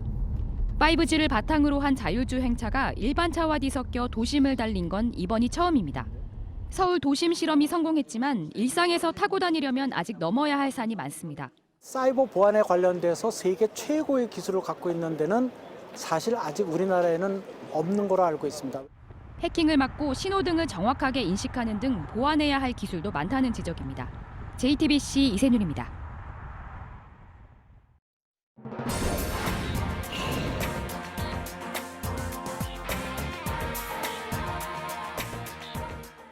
네, 2차 북미 정상회담이 결렬된 이후 계속해서 미국에서는 북한에 경고와 또 대화의 메시지를 함께 보내고 있는 그런 상황입니다. 이런 가운데 조윤재 주미대사가 언급한 내용이 있는데요. 북미 양측이 원하는 바는 이번에 알았고 이제 북측이 어떻게 나올지 미국이 지켜보고 있다는 겁니다. 보도 연결해서 알아보겠습니다. 이재승 기자, 그러니까 공이 북한으로 넘어갔다는 얘기가 되겠죠? 네, 그렇습니다. 조윤재 주미대사는 북미 양측은 2차 북미 정상회담을 통해서 서로 원하는 바를 보다 더 분명히 파악했고 또 미국이 북한의 추가 협상에 대한 입장을 차분하게 기다리고 있는 것으로 보인다고 말했습니다. 결국은 이 공이 북한으로 넘어갔다고 표현한 건데요. 그러면서 현재 북미 양측이 모두 서두르기보다는 정상회담의 결과를 분석하고 또 향후 방안을 숙고하는 그런 시기라고 해석했습니다. 다음은 서울의 1인당 생활권 도시림 면적이 전국에서 꼴찌를 기록했다는 소식입니다. 산림청 통계 자료에 따르면 2017년 말 기준 서울의 1인당 도시림 면적은 4.38제곱미터로 전국 17개 시도 가운데 최하위였습니다. 생활권 도시림이란 시민들이 일상적으로 이용할 수 있는 녹지 공간을 말하는데요. 가장 큰 곳은 이 세종으로 서울의 5배가 넘는 24.22제곱미터로 집계됐습니다. 이어서 강원과 전북, 전남, 울산 순이었습니다. 최하위에 머문 곳은 서울과 경기, 인천 세 곳으로 모두 수도권인데요. 가뜩이나 인구가 밀집한 데다 녹지가 부족한 상황에서 도심 재개발까지 진행된 결과라는 분석입니다. 네, 그리고 브라질 상파울루주에 전갈주의보가 내려졌다고 하는데 피해가 어느 정도인 겁니까? 네, 브라질 전염병 감시센터는 지난해 상파울루주에서 전갈에 물린 사고가 3만 707건이 보고됐고 또 13명이 숨졌다고 밝혔습니다. 조사를 시작한 지 30여 년 만에 가장 큰 피해 규모입니다. 올해 들어서는 1, 2월에 상파울루주에서 4,025건이 보고됐고 2명이 숨졌습니다. 전문가들은 전갈에 물리는 사고가 늘어나는 이유로 도시의 팽창과 천적 감소 등을 들고 있는데 아직은 뚜렷한 원인을 제시하지는 못하고 있습니다. 브라질에서는 전갈의 피해를 줄이기 위해서 주택가나 공공건물에 앙골라 닭을 풀어놓고 있습니다. 끝으로 소떼 공격으로 인명사고가 종종 일어나는 오스트리아에서 관광객들이 지켜야 할 강령이 만들어졌다는 소식입니다. 오스트리아에서는 지난달 소떼 습격으로 숨진 관광객 유가족에게 소 주인이 6억 원을 배상하라는 판결이 나오자 갑론을박이 벌어졌는데요. 이 때문에 오스트리아 정부는 소 주인에게도 주의 의무가 있지만 관광객들도 조심해야 한다면서 이번에 행동 강령을 만든 겁니다. 당국은 특히 소떼가 관광객이 데리고 온 개를 보면 송아지를 보호하기 위해서 공격적으로 돌변할 수 있다고 밝혔는데요. 관광객들은 소떼가 덤벼들면 일단 개줄을 놓아서 개도 달아나고 또 사람도 피할 수 있도록 해야 한다고 강조했습니다. 지금까지 아침엔 지금 JTBC 이재승입니다. 화요일 날씨 키워드 알려드립니다. 오늘은 미세먼지 기승, 오후 해소, 그리고 전국 비인데요. 아침 출근길 하늘이 뿌였습니다. 미세먼지 농도 나쁨 단계까지 올라 있고 특히 초미세먼지는 매우 나쁨 수준 보이는 곳도 있습니다. 오후부터는 대기 흐름이 좋아져 차츰 해소되겠고요. 전국에 약하게 비나 눈 소식도 있습니다. 양은 무척 적겠습니다. 눈비로 인해서 오후부터 찬바람이 불어옵니다. 하지만 꽃샘추위가 너무 반갑다. 미세먼지 스모그만 없으면 된다고 좋아하셨고요. 집 앞에 목련이 피기 시작했다며 그래도 봄은 봄이라고 말씀해 주신 분도 있었습니다.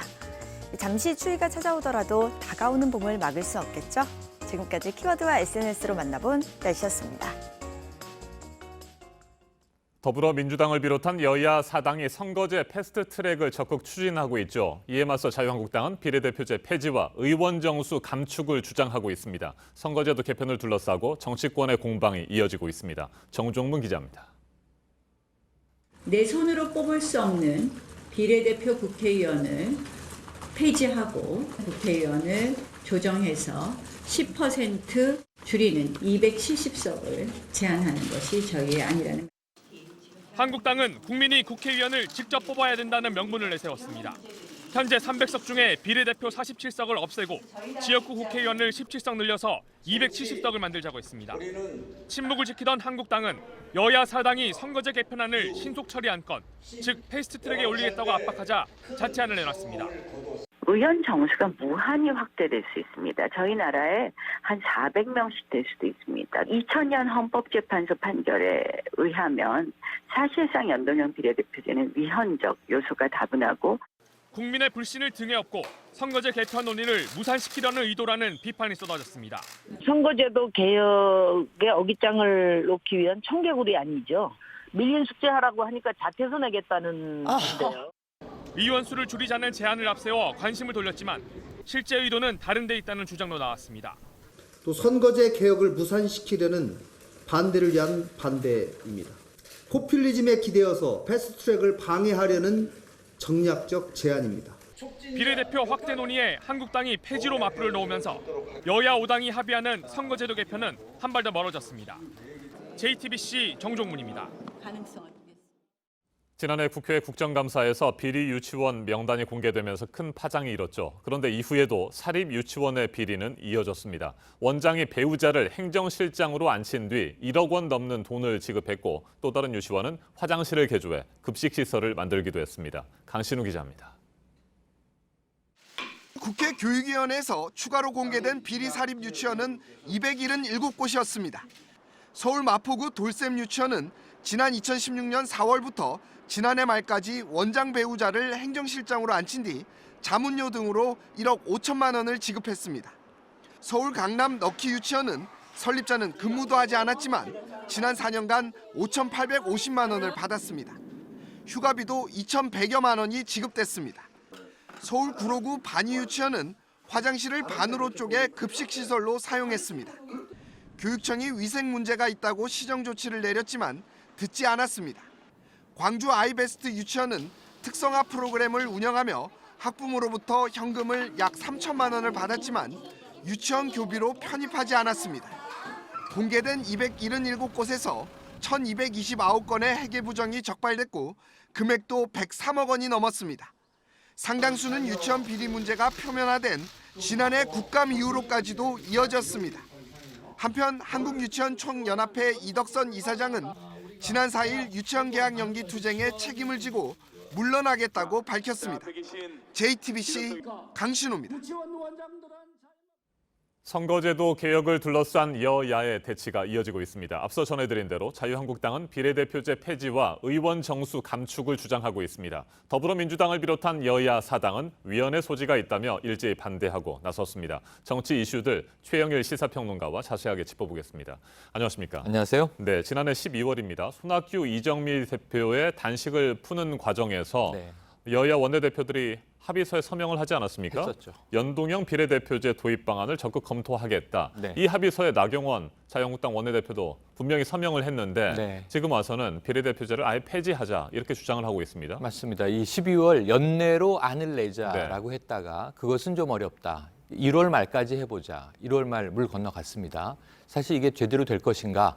그런데 문제는 이게 합의한 법안이고 빨리 안을 확정해서 처리는 해야 되는 겁니다. 그리고 총선은 이제 1년여 다가오고 있고요. 17일 후면 4.3 재보선의 사전투표가 시작이 됩니다. 재보선도 시작이 되는 거죠. 그러니까 이런 과정에서 지금 합의안이 도출돼야 되는데 자 마지막에 자유한국당의 안을 내시오. 계속 나머지 당들이 종용을 했었거든요. 그 안이 이제 어제 개원 무렵에 툭 튀어나오게 됐는데 이 내용은 좀 다른 당이 보기에는 황당한 겁니다.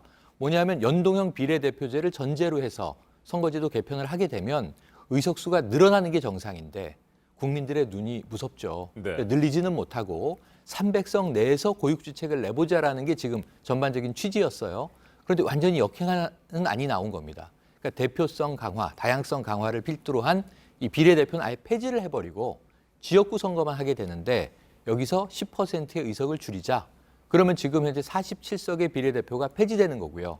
지역구가 153석에서 조금 늘게 돼서 270석의 국회를 만들면서 비례대표 자체는 이제 없애버리자라고 하는 안이어서 이거는 뭐 다른 정당들이 받아들이기는 굉장히 어려운 것이고요.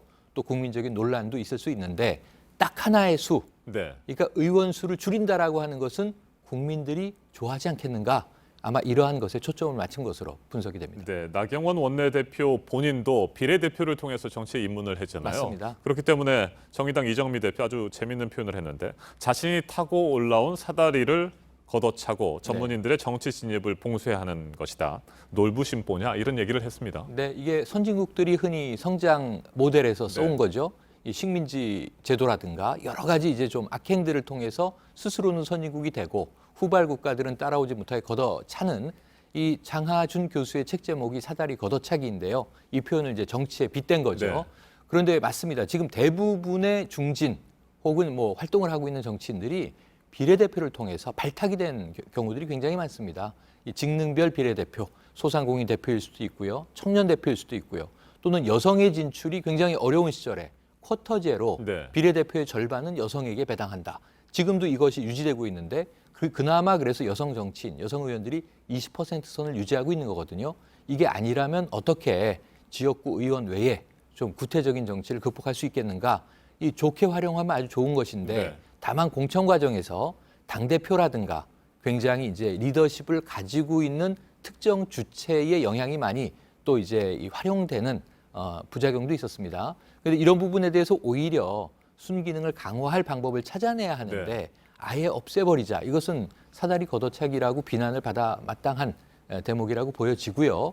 오히려 지금 이 부분에서는 나경원 원내대표가 혹은 또 자유한국당이 나머지 사당에 반하는 안을 내므로써 이게 받아들여지기 위한 안이라기보다는 거부하기 위한 안이 아니냐. 선거제도를 현행대로 유지해서 다수당의 유리함을 내년 총선에서 끌고 가기 위한 전략이다. 이렇게 해석되고 있습니다. 네, 그동안 우리 사회에서 소외됐거나 소수여서 또 제 목소리를 내지 못했던 그런 뭐 단체라든지 사람들이 비례대표를 통해서 목소리를 낼 수 있는 기회이기도 했었는데 그런 기회를 차단하겠다 뭐 이런 방침인 것 같습니다. 그리고 실제로 헌법 41조 3항에 보면 말이죠. 국회의원의 경우에 지역구 의원 그리고 비례대표 이거 명확하게 적시하고 있지 않습니까? 비례대표제라고 하는 용어 자체가 헌법에 명시가 돼 있습니다. 그러다 보니까 이제 자유한국당을 뺀 여야 사당은 위헌적인 발상이다 이런 비판도 하고 있고요. 또 자유한국당의 반론도 있습니다. 뭐 최교일 의원 같은 경우 검사 출신이죠. 그러니까 이제 법조인 출신인데 자 법률로 정한다고 돼 있어요. 비례대표제에 관한 사항은 법률로 정한다. 이게 이제 헌법에 들어있는 문구입니다. 그러다 보니까 법률로 정한다고 돼 있으니까 비례대표제를 폐지하더라도 위헌은 아니다. 또 이런 해석을 내놓고 있어서 법리적인 논쟁도 함께 벌어지고 있는 상황입니다. 네, 비리 사립 유치원 200여 곳이 추가로 네. 공개가 됐습니다. 지난해 국회 국정감사에서 비리 유치원 명단이 공개되면서 큰 파장이 일었었는데 그 네. 이후에도 계속해서 이런 비리가 맞습니다. 사라지지 않고 있습니다. 결국에는 유치원 3법이 빨리 통과되고 제정돼야 된다라고 하는 네. 것이 더불어민주당을 비롯한 여야 사당의 반응인데 맞습니다. 자유한국당은 여전히 지금 막고 있는 것 같습니다. 조금 신중하게 네. 대화를 통해서 풀자 이런 이야기를 하고 있었죠. 한유총 사태로 지금 이제 사상 초유의 유치원 개원이 연기되는 투쟁이 네. 있었고요. 다행히 하루 만에 철회가 됐습니다만 이 학부모와 국민들은 부글부글 끓는 상황이었습니다. 한유총은 왜 이렇게 이 국민 정서와 동떨어져 있는가? 그런데 이제 유치원 3법이라는 게 사립 이 학교법 네. 그리고 유아교육법, 학교급식법 이걸 개정을 해서 무엇보다 핵심은 회계 투명성을 강화한다. 당연한 흐름 아닙니까? 그런데 이런 부분에 대해서 자유한국당은 한유총과도 좀 대화를 해라. 사실 그동안 대화가 없어서 이렇게 된 것이 아니고 한유총 측이 일방적으로 사유재산을 인정하라. 에듀파인 도입 못하겠다. 하지만 에듀파인은 도입을 하는데 그래도 그 안에 항목을 변경해달라. 이런 이제 자신들의 이 사유재산이라고 이야기하는 네. 좀 말이 안 되는 교비를 개인적으로 착복하는 형태를 유지하려고 하는 행태를 보여서 문제가 된 건데 어제 박용진 의원이 추가 공개를 했죠. 277곳의 유치원에서 사립유치원에서 104억 원에 달하는 여전히 이 비리, 회계 부정이 이루어지고 있다는 게 확인이 됐는데요. 설립자라는 이유로 일을 하고 있지 않음에도 불구하고 이게 2,100만 원에 달하는 휴가비를 네. 가져가고요. 또 이제 매월 100여만 원의 어떤 뭐 급여 형식으로 또 이제 인건비를 책정을 해놓은 겁니다. 그러니까 원장을 설립자가 맡는 경우도 문제였는데 이것은 이제 개입하고 있지 않음에도 불구하고 배우자를 행정실장이다. 지금 마포구 또 강남구 여러 가지 이제 이 일들이 드러나고 있고 뭐 광주에서도 있습니다. 그러니까 이 여러 가지 비리들이 이 지난해 이런 사태가 터진 이후에도 지속되고 있었다. 이걸 법제도적으로 막지 않으면 도대체 어떻게 할 것이냐 이런 문제가 다시 제기된 거고요. 지금 이제 국회에서는 오늘부터 15일까지 15일이 기한입니다. 이 패스트트랙 논의가 시작이 되는데요. 이 사립유치원 3법을 어떻게 처리할까의 문제도 아주 뜨거운 감자가 되어 있습니다. 알겠습니다. 최영일 평론가님 말씀 잘 들었습니다. 고맙습니다. 어제 본격적으로 시작된 사법농단 재판에서 그림 하나가 등장했습니다. 바로 그 미술을 대표하는 거장 루벤스의 시몬과 페로라는 작품입니다. 임종원 전 법원행정처 차장은 자신의 첫 재판에서 이 그림을 언급하면서 보는 사람에 따라 다르게 볼 수 있다며 무죄를 주장했습니다. 공다솜 기자입니다. 손이 뒤로 묶인 노인이 젊은 여인의 젖을 물고 있습니다. 로마에 저항한 독립투사가 굶어 죽을 위기에 놓이자 딸이 아버지를 살리기 위해 젖을 주는 장면입니다. 루벤스가 그린 이 그림의 제목은 시몬과 페로라고 불립니다. 그런데 임종원 전 법원행정처 차장이 자신의 첫 재판에서 이 그림을 언급하며 혐의를 부인했습니다. 해당 그림은 보는 사람에 따라 포르노 또는 성화로 받아들여진다는 겁니다. 임 전 차장은 보이는 것만으론 판단할 수 없다고 했습니다. 그러면서 검찰이 만든 미세먼지로 형성된 신기루와 같은 허상에 매몰되지 말고 충실히 심리해달라고 재판부에 부탁했습니다. 다시 말해 검찰의 수사 내용에 양면성이 있고 혐의 역시 만들어진 것이란 취지입니다. 그러면서 양승태 전 대법원장과 공모해 재판에 관여한 혐의도 모두 부인했습니다. 검찰은 임 전 차장이 포르노 등 원색적인 표현을 사용한 것을 납득할 수 없다며 임 전 차장이야말로 정당한 수사에 정치적 프레임을 씌우고 있다고 반박했습니다. 임 전 차장이 특정 사건에 대해 구체적인 지시를 하는 등 재판에 관여했다며 증인들을 통해 혐의를 밝혀나가겠다고 했습니다. JTBC 공다솜입니다.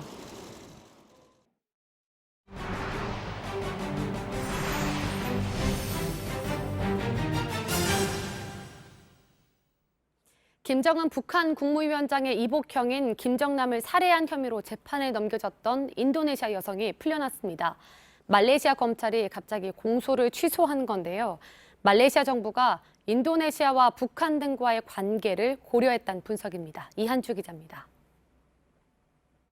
히잡을 쓴 여성이 밝은 얼굴로 말레이시아 고등법원에서 나옵니다. 인도네시아 국적의 시티 아이샤입니다. 아이샤는 2017년 2월 베트남 국적의 도안티 의원과 함께 화학무기인 VX로 김정은 위원장의 이복형인 김정남을 살해한 혐의를 받아왔습니다. 하지만 말레이시아 검찰이 갑자기 공소를 취소하면서 풀려났습니다. Perasaan saya sangat bahagia, nggak nyangka kalau hari ini hari kebebasan saya. 말레이시아 법무부는 인도네시아 정부에 양국의 우호 관계를 고려해 시티 아이샤에 대한 소송 철회를 결정했다고 통보했습니다. 또 말레이시아 정부는 평양에 주북한 말레이시아 대사관을 다시 운영하는 등 관계를 정상화할 것이라고 밝힌 바 있습니다. 이 때문에 말레이시아에 정치적 고려가 작용했다는 분석이 나옵니다. 아이샤와 같이 재판을 받던 흐엉도 풀려날 것이란 관측도 있습니다. 만약 흐엉까지 풀려나게 되면 김정남 살해 사건의 배후하기는 불가능해집니다. JTBC 이한주입니다. 미국 메릴랜드주에서 대형 트레일러가 신호 대기 중이던 차량을 들이받으며 12중 추돌 사고로 이어졌습니다. 달리던 트레일러가 멈추지 못하고 교차로에서 신호 대기 중이던 차들을 덮쳤습니다. 순식간에 차량 12대가 뒤얽히며 아수라장이 됐는데요. 트레일러 아래에 차량 2대가 깔리면서 불까지 났습니다. 이 사고로 8살 남자아이를 포함해 2명이 숨지고 6명이 다쳐서 병원으로 옮겨졌는데요. 당국이 도로를 통제하고 정확한 사고 원인을 조사하고 있습니다. 에어프랑스의 초대형 여객기인 에어버스 A380 기종 항공기가 엔진 고장으로 회항하는 일이 있었습니다. 여객기는 코트디부아르에서 500여 명의 승객을 태우고 파리로 향하던 중이었는데요. 굉음과 함께 왼쪽 엔진 하나가 망가지면서 몇 초간 불길까지 치솟았습니다. 기장은 상황이 심각하다고 판단해 즉각 회항을 결정했는데요. 기체가 심하게 흔들렸지만 천만다행으로 무사히 착륙에 성공했습니다. 에어프랑스 측은 엔진에 새가 빨려 들어간 것으로 보고 정확한 고장 원인을 조사하고 있습니다. 혼자 노를 저어서 대서양을 건너려면 며칠이나 걸릴까요? 한 영국인 남성이 60일 만에 대서양을 건너 세계 신기록을 갈아치웠습니다. 올해 49살의 이 남성은 전직 해병이었습니다. 유럽 본토를 출발해 남아메리카의 프랑스령 기아나까지 혼자 노를 저어서 60일 만에 대서양을 횡단했는데요. 기존의 96일이었던 기록을 36일이나 앞당겼습니다. 남성은 몇 해 전 사고로 오른쪽 다리를 잃었는데요. 장애를 가지고 최초로 대서양을 횡단한 건데 세계 신기록까지 갈아치운 겁니다. 한계라는 말을 무색하게 만든 이 남성에게 찬사가 이어지고 있습니다. 여기저기서 가루가 터져 나옵니다. 전쟁터인가 싶은 이곳은 그리스의 밀가루 전쟁 축제 현장인데요. 항구 도시 갈락시드에서 사순절을 맞아 매해 열리는 행사로 200년이 넘는 전통을 자랑합니다. 축제에 참여한 수백 명의 사람들이 색색의 밀가루를 서로에게 뿌리는데요. 무려 2.5톤의 밀가루가 사용된다고 합니다.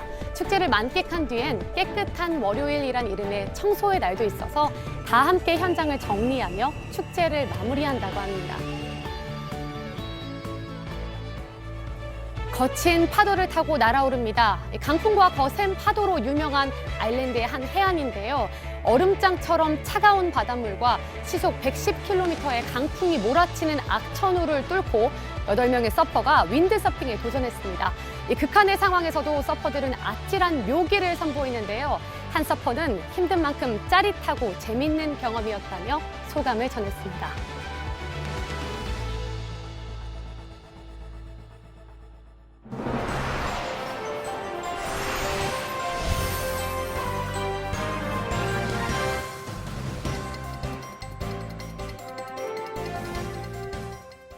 화요일 아침 8시 17분 지나고 있습니다. 2011년 3월 11일 동일본 대지진이 일어나고 벌써 8년이라는 시간이 흘렀습니다. 계속해서 관심을 기울여야 하는 건 당시 있었던 방사능 누출 사고 때문이죠. 지금도 오염수가 바다로 흘러들어가고 있습니다. 그런데 원자로를 폐쇄하는 작업은 이제 시작 단계입니다. 어환희 기자입니다. 떨어지는 냉각수 사이로 로봇팔이 들어옵니다. 누런색 덩어리를 집어올립니다. 폭발 당시 원자로 중심부가 녹아내리면서 생긴 핵연료 찌꺼기입니다. 도쿄전력은 지난 2월 후쿠시마 제1원전 2호기에 로봇을 투입해 이 잔해물을 들어올렸습니다. 원자로 경납용기 옆에 구멍을 뚫어 15cm 길이의 막대 모양 로봇을 원격 조종했습니다. 원전 폭발이 일어나고 8년 만에 처음입니다. 하지만 접촉만 했을 뿐 잔해물의 정확한 상태나 양은 확인되지 않았습니다. 이런 잔해물들은 1호기와 3호기 등에도 있을 것으로 추정됩니다. 요미우리 신문은 딱딱해서 움직이지 않는 곳도 있어서 이것들을 어떻게 제거할지 아직 많은 난관이 있다고 전했습니다. 이 때문에 일본 정부는 원전 폐쇄의 핵심인 잔해물을 꺼내는 작업은 2년 뒤에야 시작할 수 있다고 밝혔습니다. 작업이 늦어지면서 오염수 문제는 더 심각해지고 있습니다. 일본 경제연구센터가 추산한 후쿠시마 원전 사고 처리 비용은 우리 돈으로 최대 828조 원에 이르는데 오염수 처리 비용은 그중 절반을 차지합니다. 이제 시작 단계인 원자로 폐쇄 작업은 당초 목표 시점인 2041년에서 2051년보다 더 걸릴 것으로 보입니다. JTBC 어환입니다. 이렇게 방사능 우려가 계속되고 있는 상황에서 이 일본 후쿠시마산 수산물을 수입하는 걸 우리는 전면 금지를 하고 있습니다. 그래서 일본이 WTO에 우리나라를 제소했는데 그 결과가 4년 만에 나옵니다. 다음 달인데요. 지지 않도록 적극적으로 대응을 하려면 현지 방사능 검사를 다시 해야 한다는 지적이 나옵니다. 송지혜 기자입니다. 일본이 우리나라를 세계무역기구 WTO에 제소한 건 2015년입니다. 후쿠시마산 수산물을 수입 금지한 게 무역 차별이란 겁니다. 최종 판정은 4년 만인 다음 달 11일쯤 나올 예정입니다. 전망은 밝지 않습니다. WTO는 지난해 2월 일본 측 손을 들어줬고 2달 뒤 우리나라는 상소했습니다. 만약 이번에도 뒤집지 못하면 수입 규제를 풀어야 합니다. 일본과 합의하고 규제를 푸는 데까지 최대 15개월이 주어집니다. 당장은 아니어도 내년 하반기에는 후쿠시마산 수산물이 들어올 수 있다는 의미입니다. 합의에 실패하면 일본 측이 보복 관세를 물리는 절차에 들어갈 수 있습니다. 전문가들은 대응을 위해 현지 방사능 검사부터 다시 해야 한다고 조언합니다. 2015년 당시 조사에선 일부 수산물과 바다 표면 지표수만 측정했습니다. 이 수치가 수입 금지 기준치를 밑돌면서 일본이 제소하는 빌미가 됐다는 지적입니다. 심층수와 해저터를 포함한 철저한 현지 조사를 해서 정부 스스로 금융 주권을 행사해서 결론을 내리고 국민에게 설명하는 것이 JTBC 송지혜입니다. 대형 업체들과 카드사들의 수수료 인상을 둘러싼 갈등으로 소비자들이 피해를 보고 있습니다. 현대차와 합의를 보지 못한 회사들의 카드를 현대차를 살 때 쓸 수가 없는 것이 그 가운데 하나인데요. 이런 일이 대형마트와 이동통신사로 번질 가능성도 있습니다. 이현 기자의 보도입니다.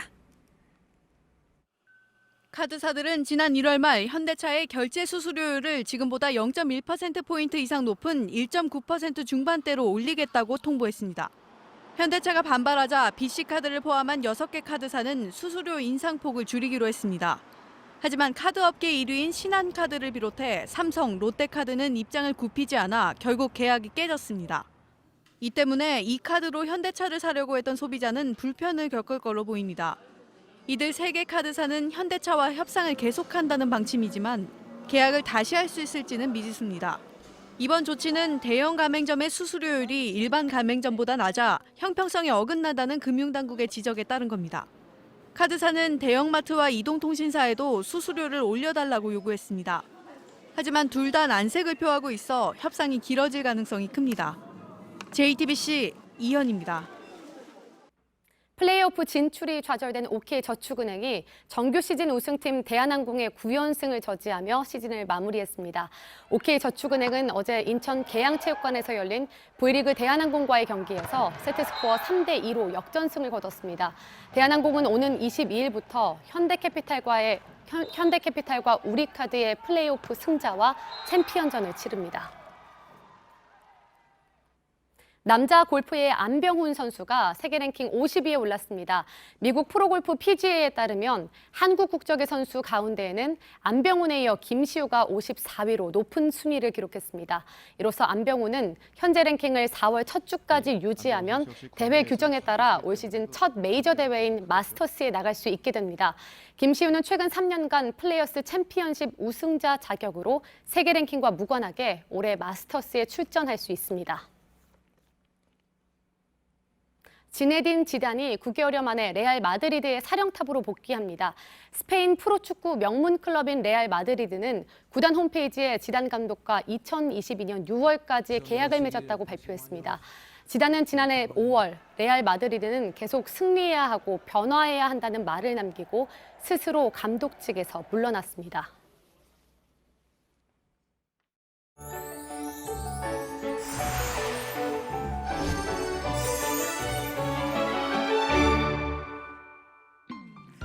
오늘도 미세먼지가 기승입니다. 먼지 농도 나쁨 단계까지 올라 있고 특히 초미세먼지는 매우 나쁨 수준 보이는 곳도 있습니다. 다행히 차츰 대기 흐름이 좋아져 오후부터는 해소될 것으로 보입니다. 낮부터 저녁 사이 전국 곳곳에 비나 눈 소식이 있습니다. 비는 5mm 미만, 눈은 1cm 안팎으로 양은 무척 적겠습니다. 눈비에 찬바람까지 불어오면서 내일은 꽃샘추위가 찾아오겠습니다. 서울과 전주 등 내륙 곳곳이 영하권으로 떨어지겠습니다. 오늘 낮 기온은 서울이 9도, 대전 12도, 전주 11도, 대구는 15도까지 오르겠습니다. 북한 지역은 평양이 5도에 그치는 등 어제보다 기온이 낮겠습니다. 내일은 공기가 깨끗한 가운데 평년 기온 밑돌며 춥겠습니다. 바람 때문에 체감 온도도 낮아 옷차림 잘하셔야겠습니다. 기상정보였습니다. 아침엔 뉴스워치. 오늘 하루 관심을 가지고 지켜봐야 할, 기억해야 할 뉴스 끝으로 정리해드립니다. 전두환 씨가 5.18 광주 민주화 운동 39년 만에 광주 법정에 섰습니다. 5.18 당시 헬기 사격을 목격했다고 증언한 고 조비오 신부의 명예를 훼손한 혐의를 받고 있는데 공소 사실을 전면 부인했습니다. 변호인을 통해 헬기 사격설의 진실이 확인되지 않았다고 주장했습니다. 전두환 씨는 법정에 들어가면서 발포 사실을 인정하느냐는 취재진의 질문에 짜증을 냈고 광주 시민들이 기대했던 사죄는 단 한마디도 언급하지 않았습니다. 재판이 끝난 뒤 서울 집으로 향하던 전 씨는 신촌 세브란스 병원에 들러서 20분가량 진료를 받았습니다. 북미 협상에 미국 측 실무 책임자인 비건 국무부 대북특별대표가 북한 비핵화를 점진적으로 하지 않을 것이라며 일괄 타결을 주장했습니다. 동시적, 병행적 비핵화를 언급했던 것에서 달라진 것으로 볼턴 백악관 국가안보부 장관의 최근 발언과 일치하는 입장입니다. 동남아시아 3개국을 순방 중인 문재인 대통령이 브루나이 방문을 마치고 오늘 오후 두 번째 방문국인 말레이시아를 국빈 방문합니다. 문 대통령은 쿠알라룸푸르에서 한류와 할랄 전시회에 참석한 뒤 동포 간담회에도 참석할 예정입니다. 당정청이 오늘 아침 국가교육위원회의 추진 방안을 논의했습니다. 정권이 바뀌어도 변하지 않는 일관된 교육 정책을 만들 기구로 위원회와 교육부의 역할 분담을 이야기했습니다. 올해 상반기 안에 관련 입법을 마치기로 뜻을 모았습니다. 오늘 전해드릴 소식은 여기까지입니다. 이상으로 JTBC 뉴스 아침엔 화요일 순서 모두 마치겠습니다. 건강한 하루 보내시기 바랍니다. 고맙습니다.